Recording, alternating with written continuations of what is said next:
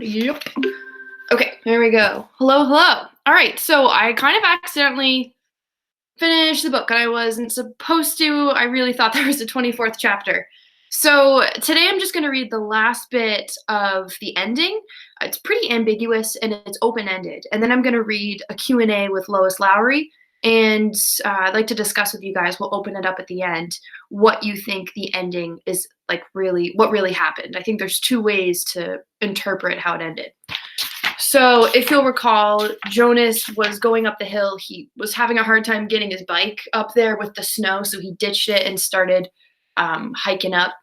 Couldn't feel his legs because he was super cold. He finally transmitted one last memory of warmth to him and Gabe, and that seemed to save them. So, I'm just going to read like the last page and a half to get us back in the mindset of the last chapter. Gabriel stirred. For a moment, they both were bathed in warmth and renewed strength as they stood hugging each other in the blinding snow. Jonas began to walk up the hill. The memory was agonizingly brief. He had trudged no more than a few yards, though the night when it was gone and they were cold again. But his mind was alert now. Warming himself ever so briefly had shaken away the lethargy and resignation and restored his will to survive. He began to walk faster on feet that he could no longer feel, but the hill was treacherously steep. He was impeded by the snow and his own lack of strength. He didn't make it very far before he stumbled and fell forward. On his knees, unable to rise, Jonas tried a second time. His consciousness grasped at a wisp of another warm memory and tried desperately to hold it there, to enlarge it and pass it on to Gabriel. His spirits and strength lifted with the momentary warmth, and he stood. Again, Gabriel stirred against him as he began to climb. But the memory faded, leaving him colder than before. If only he had time to receive more warmth from the giver before he had escaped. Maybe there would be more left for him now, but there was no purpose in if-onlys. His entire concentration now had to be on moving his feet, warming Gabriel and himself, and going forward. He climbed, stopped, and warmed them. Ooh, I'm going to skim this a bit since we've already read it. All right, he's struggling. He's struggling real hard. Okay. As he approached the summit of the hill at last, something began to happen. He was not warmer. If anything, he felt more numb and more cold. He was not less exhausted. On the contrary, his steps were leaden and he could barely move his freezing, tired legs. But he began suddenly to feel happy. He began to recall happy times. He remembered his parents and his sister. He remembered his friends, Asher and Fiona. Ooh, I just whistled. He remembered the giver. Memories of joy flooded through him suddenly. He reached the place where the hill crested, and he could feel the ground under his snow-covered feet become level. It would not be uphill anymore. "We're almost there, Gabriel," he whispered, feeling quite certain without knowing why. "I remember this place, Gabe." And it was true, but it was not a grasping of a thin and burdensome recollection. This was different. This was something that he could keep. It was a memory of his own. He hugged Gabriel and rubbed him briskly, warming him to keep him alive. The wind was bitterly cold. The snow swirled, blurring his vision. But somewhere ahead, through the blinding storm, he knew there was warmth and light. Using his first strength and a special knowledge that was deep inside him, Jonas found the sled that was waiting for them at the top of the hill. Numbly, his hands fumbled for the rope. He settled himself on the sled and hugged Gabe close. The hill was steep, but the snow was powdery and soft, and he knew that this time there would be no ice, no fall, no pain. Inside his freezing body, his heart surged with hope. They started down. Jonas felt himself losing consciousness, and with his whole being willed himself to stay upright atop the sled, clutching Gabriel, keeping him safe. The runners sliced through the snow, and the wind whipped at his face as they sped in a straight line through an incision that seemed to lead to the final destination, the place that he had always felt was waiting, the elsewhere that held their future and their past.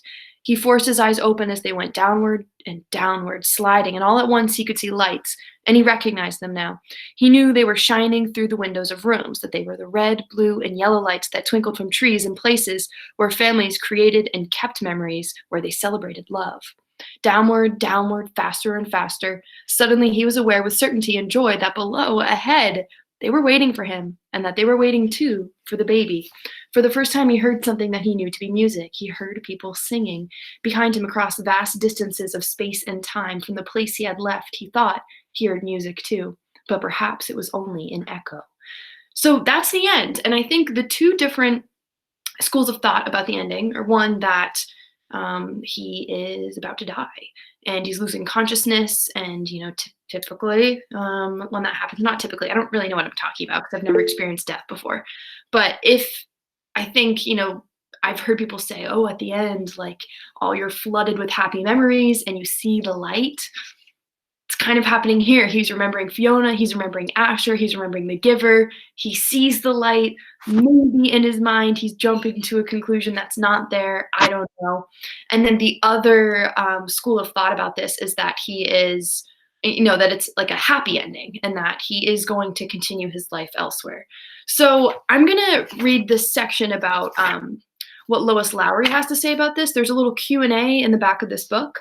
I'll talk about what inspired her to write The Giver, but I just want to start with the ending. So whoever the speaker was said, is it an optimistic ending? Does Jonas survive?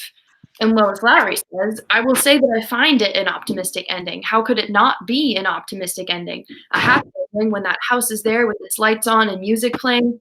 So I'm always kind of surprised and disappointed when some people tell me that they think the boy and the baby just die. I don't think they die.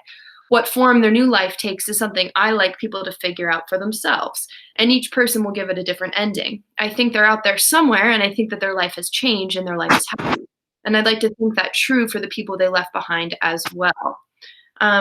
So I'm going to stop and pause. Let's see, it's 1:09. So if you have, so there's 9 of us on this chat. If you have a thought about what you think about The Giver, especially like now that I read the ending a second time, go ahead and share now. You couldn't unmute yourselves, guys. We can chat it out. I think he's delusional. I mean, I think most people are delusional. Yeah. I think he died, but wait, did I miss like the whole entire book talk? Hold on one second. I think I pinned myself so I can only see me and not everyone else's faces. So let me just probably don't want to see us though. Actually, let me start too, okay? Oops.